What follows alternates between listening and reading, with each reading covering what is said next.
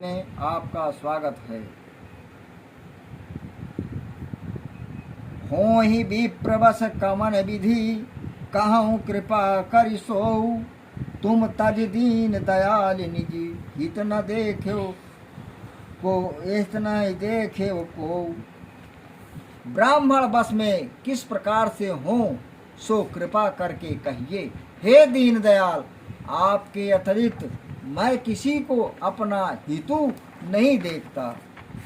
हर सुन नृप विविध जतन जग माही कष्ट साध्य पुन होई कि नाही। अहि एक अति सुगम उपायी तहाँ परंतु एक कठिनाई।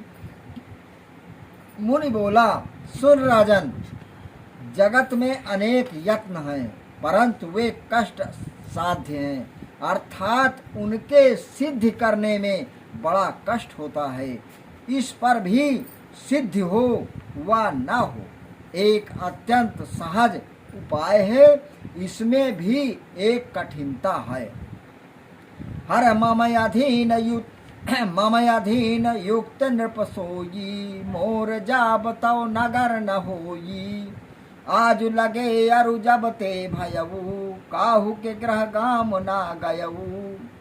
राजन, वो युक्त उपाय मेरे अधीन है, पर मेरा जाना तेरे नगर में नहीं होगा। आज तक जब से हुआ हूँ किसी के घर और गांव में नहीं गया मैं। जौ न जा बताओ हो ये काजू बनायाई असमंजस आजू। सुन महीप बोले मृदबानी नाथ निगम यस नीति बखानी। जो नहीं जाऊं तो तुम्हारा काम बिगड़ जाएगा, यह आज बड़ी दुविधा आ बनी है। सुनकर राजा कोमल बाणी बोले, हे नाथ, शास्त्र में ऐसी नीति कही। हर बड़े स्नेह लघुन पर करही गिर निज सिरन सदा नृप धरणी। हर जलधि अगाधि मौल बहु फेनु संतत धरणी धरत सिर रेणु।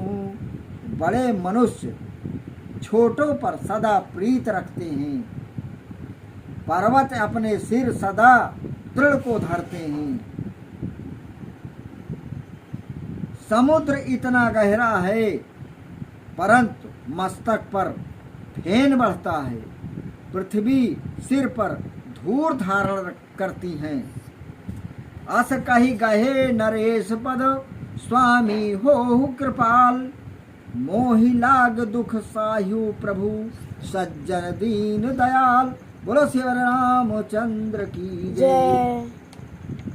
ऐसा कहकर राजा ने चरण पकड़ लिए और कहा, स्वामी, अब मुझ पर दया कर कर मेरे कारण दुख सहिए, क्योंकि आप परमात्मा, आप महात्मा और दीनों पर दया करने वाले हैं।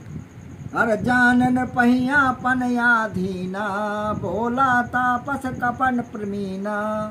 सत्य कहूँ भूपत सुन तोही जग महा नहीं दुर्लभ कछु मोही। राजा को अपने अधीन जानकर वो कपटी तपस्वी बोला, सुन राजा, मैं तुमसे सत्य कहता हूँ, जगत में मुझे कुछ दुर्लभ नहीं है।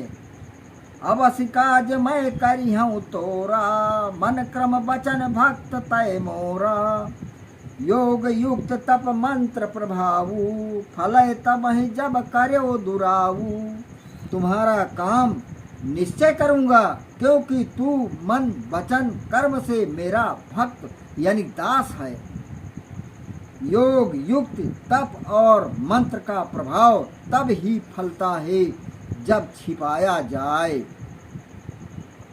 योग युक्त तप और मंत्र का प्रभाव तब ही फलता है जब छिपाया जाए, अथवा जब इन चारों को छिपाओ तब ही ये फलते हैं।